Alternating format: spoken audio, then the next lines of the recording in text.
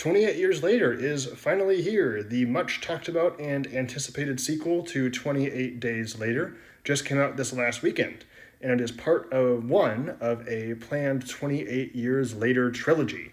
Will we get all three as promised? I suppose we'll just have to wait and see how this one does at the box office. And wow, this movie really is a quote unquote part one. There's a semi cliffhanger and some character stuff that doesn't get, fully wrapped up, which I guess isn't exactly a negative criticism, but it does make the climax a little bit disappointed. And I really think that you should know that going in. I think that 28 Years Later does have a lot going for it, but there's also a lot that didn't quite work for me. It, to me, just felt like something was missing that I can't exactly put my finger on, but something held it back from being truly great for me. I think my biggest issue with the movie has to be the way it looks and some of the editing choices. And there's also some really extremely out of place music, especially in the first act.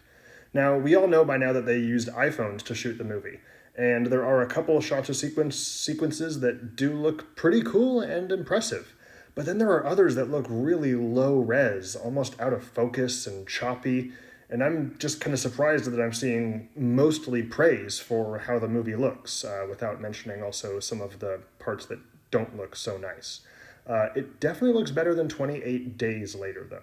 There are also some editing choices for when infected get killed that just look a little goofy and cheesy. I don't think that these effects are going to age very well, and you will know them when you see them. For me, ultimately, I did feel this movie was a little disjointed and uneven.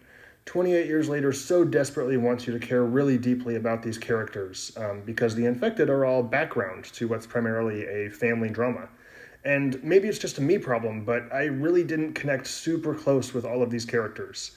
I ultimately just didn't really feel all that invested. I don't want to be all down on this movie. It does have some really good effects that I think are all practical, and there are some really well staged action and thrilling scenes.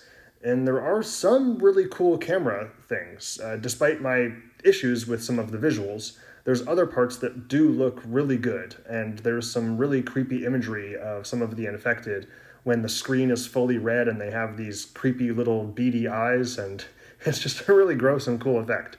But ultimately, it didn't come together fully for me as a whole experience, but I do still have to lean positive, giving 28 Years Later a 3 out of 5. Just for me personally, it felt like something was missing.